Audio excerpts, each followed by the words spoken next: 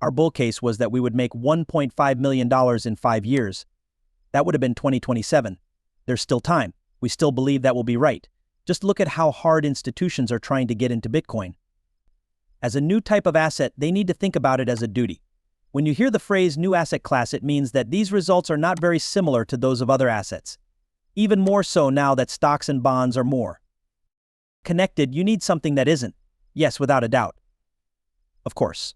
So they have to think about it. So what do we mean now? Bitcoin has 19.6 million units out there right now. It will reach 21 million units at its peak. Okay, so there is real value in shortage. What is going to happen? For every big dollar that comes in now, the price will go up a lot more than it did last year, which was 2 years ago. We'll talk about whether these institutions really want to own it. What I found interesting recently, I just learned this morning, is that when the price of Bitcoin goes up, long-term buyers usually show up. This is something we keep an eye on. It's a KPI for on-chain data.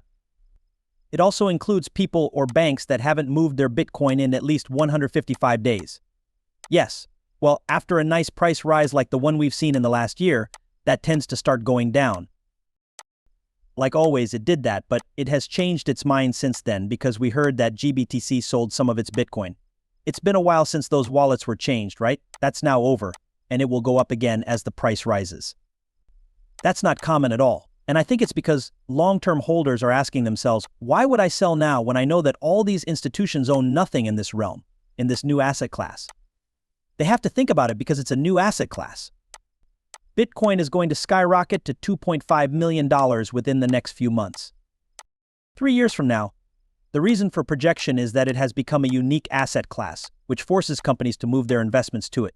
In a recent interview with Peter Dandy, Cathie Wood, CEO of ARK Invest, said that the current rise in Bitcoin demand is just a taste of what's to come.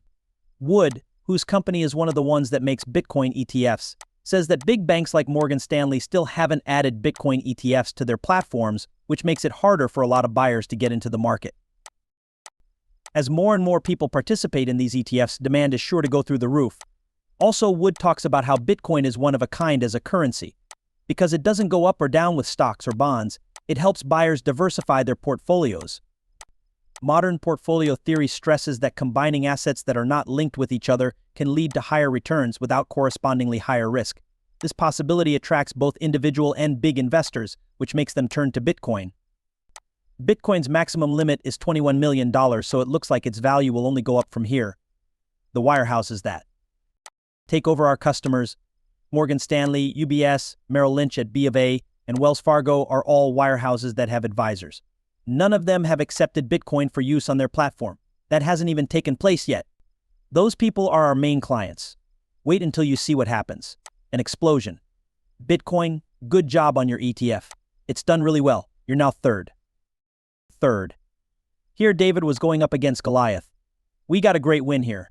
Now, we're not done yet. In fact, what's interesting about our business is that most of our buyers are wirehouses. Morgan Stanley, UBS, Merrill Lynch at B of A, and Wells Fargo are all wirehouses that have advisors. None of them have accepted Bitcoin for use on their platform. That hasn't even taken place yet. Those people are our main clients. Wait until you see what happens. It has, yes, this isn't just a tech thing. Oh, that's a new type of asset, right? Besides that, it's a worldwide money system.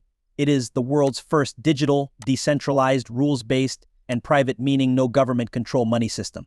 Rules-based is the most important word here. When it comes to money, buyers last heard of the idea of exponential growth during the tech and telecom bubble, and that turned out badly for them. They don't believe it anymore. They don't think it's possible to keep growth rates at 15%, 20%, or even 25% per year. But we don't think exponential growth will happen.